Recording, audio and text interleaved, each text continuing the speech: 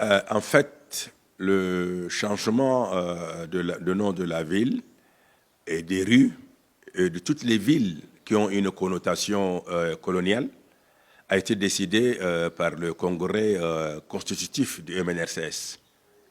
Ce congrès qui a enterré le RDA pour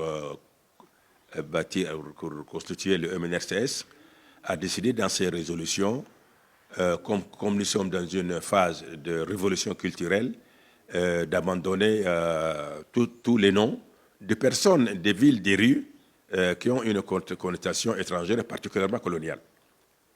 Et c'est comme ça que pour la ville de Fort-Lamy, j'ai réuni donc le conseil municipal composé de 27 personnes pour décider de changement.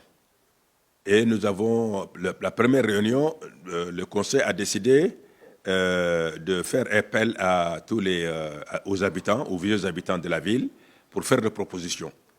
Et demander aussi à la radio d'aller chez certaines personnes à la maison, comme Joseph Brahim Saïd, le vieux Yakouma et autres. Il faut les voir quelles propositions ils ont pour cette ville-là. Ils ont vu une dizaine de personnes. Et les gens ont écrit directement à la radio pour des propositions énormes.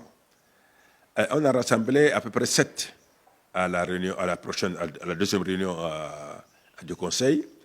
Il y a Trob Marago, il y a Djambal Bahar, il y a Gozator, il y a N'Djamena, il y a Amarna, il y a Djamangato et autres. Donc, on avait une discussion qui a duré beaucoup d'heures. Mais j'ai constaté que les Arabes, dans le conseil est composé de l'ensemble de la composante, et chacun insiste sur le nom de quartier ou de village de ses aïeux. Les gars Kotoko tiennent à Djamangato. Les Arabes, Djambalbar ou bien, comment dirais-je, N'Djamena, et ainsi de suite. Donc, le débat était très houleux, et on est arrivé entre les deux, parce qu'on avait donné une condition. Parmi les noms, il doit avoir la facilité de prononciation, pas seulement aux Tchadiens, même aux étrangers. Ça, c'était un. Deuxièmement, il faut que ce soit un des quartiers habités, qui fait, comment dirais-je, partie de la zone actuelle de N'Djamena. Et effectivement, il y avait 2 villages, N'Djamena, à l'est de la ville, N'Djamena-Borno, et à l'ouest, nord-ouest, il y avait aussi un village N'Djamena. Bon, d'autres ont dit non, on met à Matambe, qui était effectivement, je crois, c'est le village actuel, dans lequel était résident forcé le sultan d'Outmoura. Quand les Français l'ont emmené ici, ils l'ont mis dans cet endroit-là, ils ont appelé ça Matambe. Et finalement, je leur ai dit, bon, c'est simple. Comme nous n'arrivons pas à nous entendre, il faut qu'on prenne les 3 noms-là, on les propose au conseil exécutif du MNRCS. Comme ça, ils vont le trancher. Et moi, je suis membre du conseil exécutif du MNRCS. Là encore, je tiens à saluer la mémoire de tous les membres de ce conseil-là. Nous étions 11, y compris le président Tomal Bay. Je suis laissé rester. Je ne sais pas quand est-ce que je vais les suivre. Et donc, on a amené les 3 là-bas. Et moi, je tenais à N'Djamena parce que, pour moi, c'est que, comme on dit en arabe, N'Djamomen Issamana Nassara.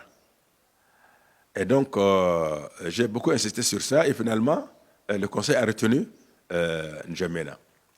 Le lendemain, N'Djamena, on écrivait N'Djamena directement, DJ, sans N.